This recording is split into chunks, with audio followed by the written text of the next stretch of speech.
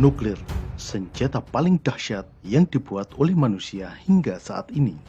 Senjata yang hanya dimiliki oleh segelintir negara. Senjata nuklir pernah menjadi momok paling menakutkan selama masa Perang Dingin antara Amerika Serikat dan Uni Soviet.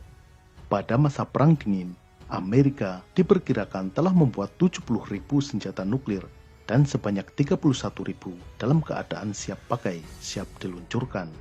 Uni Soviet pada masa itu telah membuat 55.000 dan 45.000 diantaranya siap digunakan. Gabungan jumlah hulu ledak nuklir Amerika dan Uni Soviet pada masa itu, jika diledakkan semua, diperkirakan mampu memusnahkan kehidupan di muka bumi.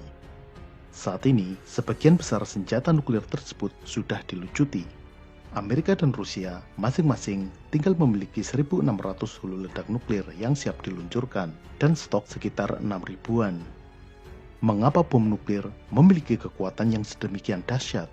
Dari mana kekuatan tersebut berasal? Dan bagaimana cara kerja dari senjata nuklir? Video ini akan membahas cara kerja dari senjata nuklir. Pertama, apa itu senjata nuklir? Senjata nuklir adalah senjata atau bom yang menggunakan reaksi nuklir. Nuklir berasal dari kata nukleus atau nuklei yang berarti inti. Inti di sini adalah inti atom.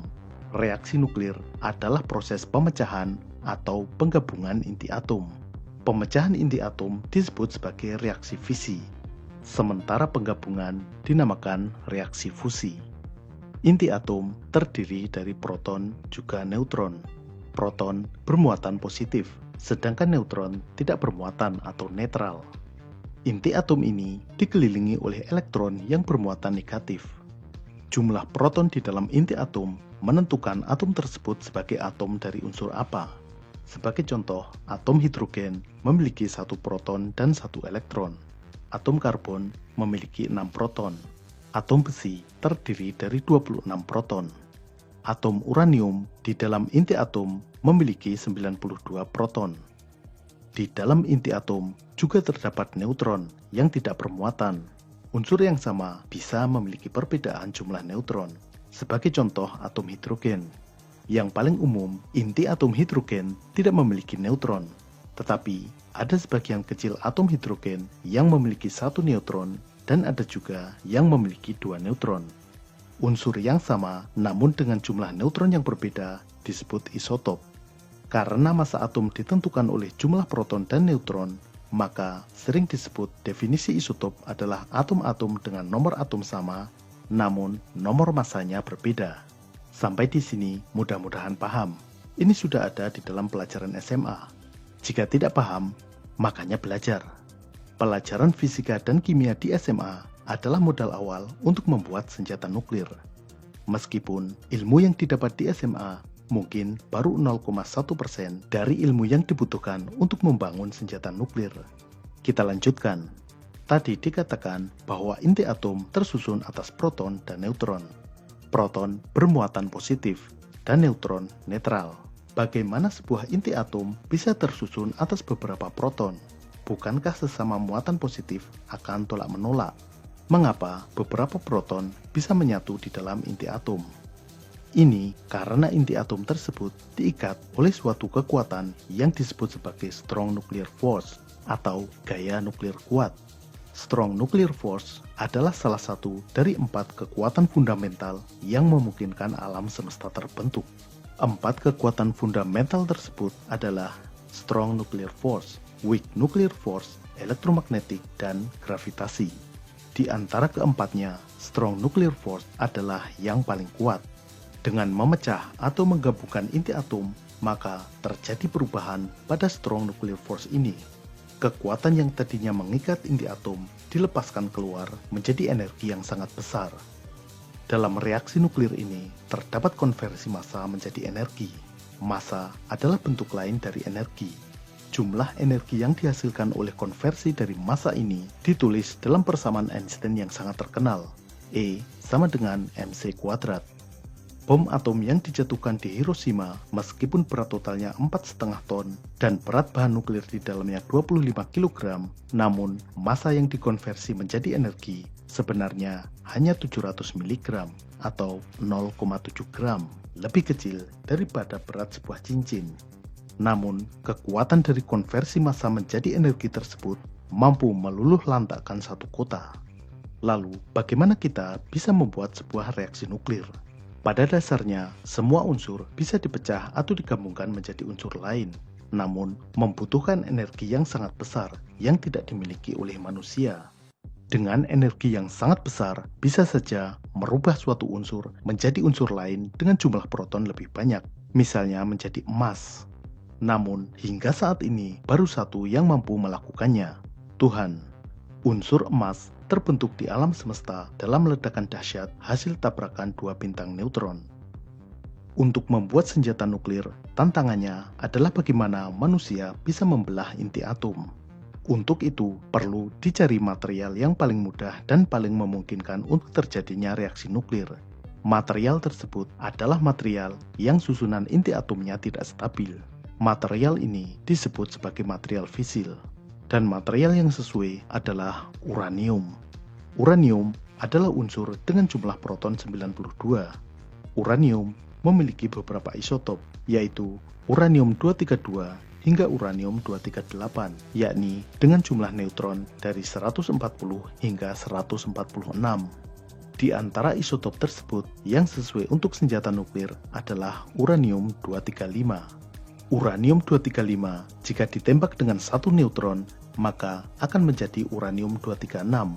Uranium-236 ini sangat tidak stabil dan segera terpecah dalam reaksi fisi menghasilkan unsur barium dengan jumlah proton 56 dan kripton dengan jumlah proton 36. Tetapi ini tidak semudah membombardir uranium-235 dengan neutron begitu saja. Agar terjadi ledakan nuklir harus dalam kondisi tertentu yang memungkinkan, yaitu uranium dalam kondisi massa superkritikal. Massa superkritikal adalah kondisi di mana jumlah massa dan densitas material fisil memungkinkan terjadinya reaksi fisi secara berantai.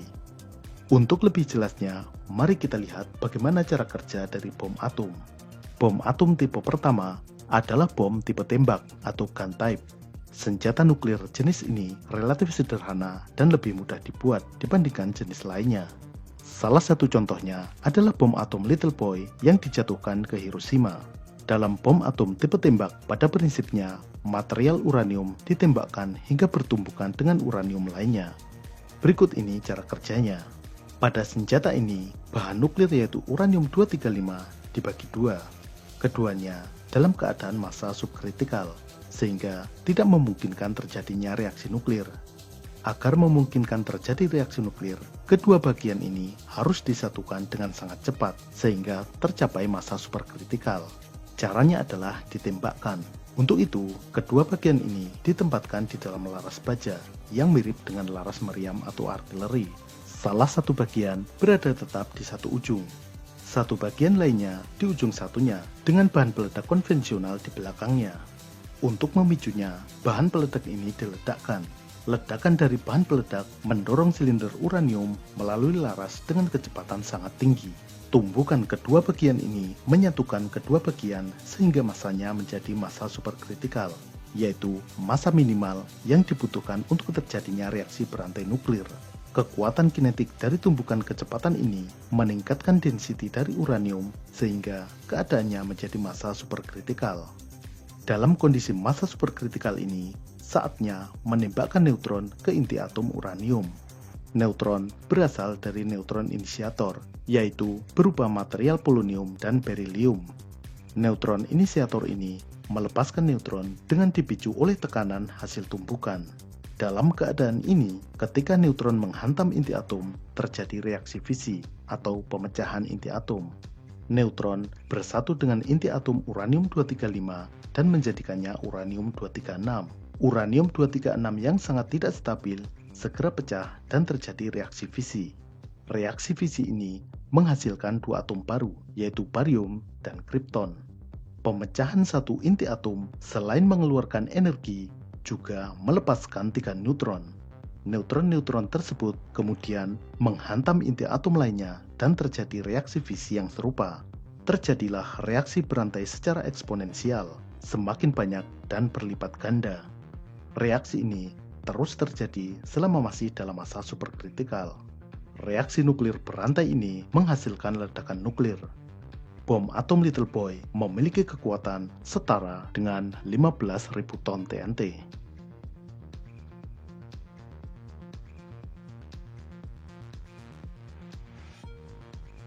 Namun, saat ini bom atom tipe tembak ini sudah tidak digunakan lagi. Hal ini karena tipe ini kurang efisien dan bobotnya relatif lebih berat. Tipe berikutnya adalah tipe implosion. Implosion sulit dicari padanan katanya dalam bahasa Indonesia. Jika dicari di kamus, terjemahannya adalah ledakan. Tetapi lebih tepatnya, implosion adalah ledakan yang arahnya ke dalam. Lawan kata dari explosion, ledakan ke arah luar. Bagian-bagian dari bom nuklir tipe implosion adalah sebagai berikut. Bahan utamanya adalah uranium berbentuk bola yang diselubungi dengan bahan peledak. Namun, bola ini sebenarnya terdiri dari dua bagian, yaitu masing-masing berbentuk setengah bola. Tujuannya adalah untuk menjaga agar uranium ini tetap berada dalam kondisi massa subkritikal. Bola ini di dalamnya juga berongga. Rongga di dalam bola uranium diisi dengan material yang berfungsi sebagai neutron detonator atau neutron inisiator, yaitu yang menyediakan neutron untuk memicu atau memulai reaksi fisi dari uranium. Bahan untuk neutron inisiator, misalnya isotop berilium 9 dan polonium-210 yang ditempatkan terpisah beberapa milimeter. Saat disatukan oleh tekanan ledakan, mereka melepaskan neutron dalam jumlah besar. Di sekeliling bola uranium terdapat neutron reflektor. Ini terbuat dari bahan yang mampu memantulkan neutron seperti cermin. Bahan yang digunakan biasanya adalah berilium. Fungsi neutron reflektor adalah mencegah neutron tidak keluar saat proses peledakan. Di luar neutron reflektor dibungkus dengan bahan peledak konvensional. Bahan peledak ini ketika diledakkan akan menekan bola uranium dari segala sisi, meremasnya dengan tekanan besar sehingga meningkatkan densitas uranium tersebut hingga tercapai kondisi massa superkritikal. Antara bola uranium dengan neutron reflektor dipisahkan dengan ruang vakum atau hampa udara. Fungsinya untuk memberikan hammer effect saat bahan peledak diledakkan, agar tekanan ledakan terfokus ke arah dalam, bukan memantul keluar. Ketika kondisi massa superkritikal tercapai, saat itu juga neutron inisiator di tengah bola uranium memancarkan neutron dalam jumlah besar. Neutron tersebut memicu reaksi fisi dan terjadilah reaksi fisi secara berantai yang menghasilkan ledakan nuklir. Bom nuklir tipe implosion yang pernah digunakan adalah bom dengan nama Fat Man yang dijatuhkan di Nagasaki.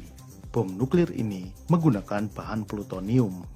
Plutonium dibuat dari uranium-238.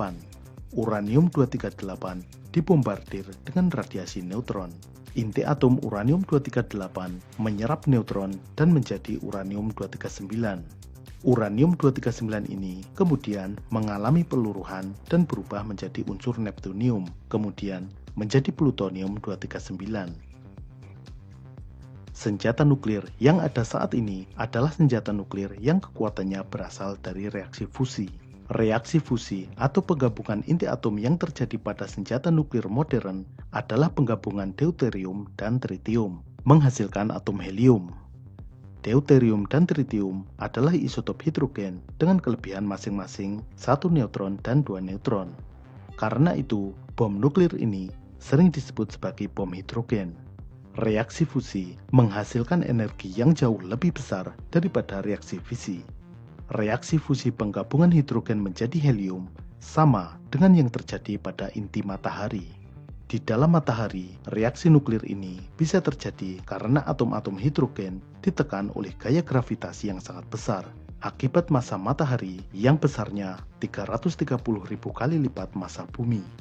Reaksi fusi dari isotop hidrogen juga hanya bisa dimungkinkan dalam suhu yang sangat panas. Suhu yang dibutuhkan untuk reaksi fusi ini sekitar 100 juta derajat Celcius. Karena itu, bom hidrogen disebut juga sebagai bom termonuklir. Untuk meniru tekanan yang besar dan suhu yang tinggi, maka diperlukan energi ledakan sebagai pemula. Ledakan bahan peledak konvensional tidak mencukupi, maka dibutuhkan sumber energi yang lebih besar, yaitu ledakan nuklir dengan reaksi fisi. Jadi, bom hidrogen bekerja dalam dua tahap, yaitu reaksi fisi dan reaksi fusi. Tekanan, radiasi, dan panas dari reaksi fisi pada tahap pertama digunakan untuk menginisiasi reaksi fusi di tahap kedua. Saat ini, ilmuwan masih mencari cara untuk membuat bom nuklir yang murni reaksi fusi, namun hingga kini belum berhasil. Berikut ini adalah cara kerja dari bom hidrogen atau bom termonuklir.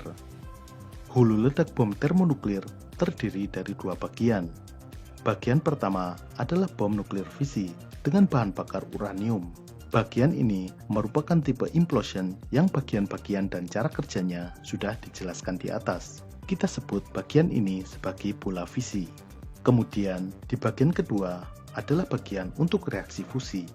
Reaksi fusi ini nantinya akan menggabungkan isotop hidrogen yaitu deuterium dan tritium yang akan menghasilkan helium.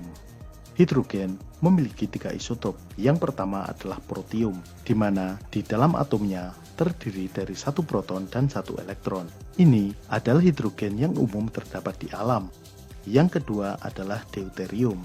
Di dalam atomnya terdiri dari 1 proton, 1 elektron, dan 1 neutron. Yang ketiga adalah tritium. Di dalam inti atomnya, selain 1 proton, terdapat 2 neutron. Jika deuterium dan tritium digabungkan, akan menghasilkan atom helium yang tersusun atas 2 proton, 2 elektron, dan 2 neutron.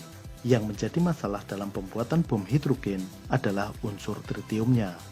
Ini karena tritium tidak stabil, dengan cepat melepaskan neutronnya dan berubah menjadi deuterium. Untuk itu, dalam bom hidrogen, tritium dibuat di dalam bom saat peledakan. Begini cara kerjanya. Tahapan dimulai dengan peledakan bahan peledak di sekeliling uranium yang kemudian memicu reaksi fisi seperti yang sudah dijelaskan sebelumnya. Ledakan nuklir ini selain menghasilkan gelombang kejut dan panas, juga memancarkan radiasi sinar gamma dan sinar X yang sangat besar.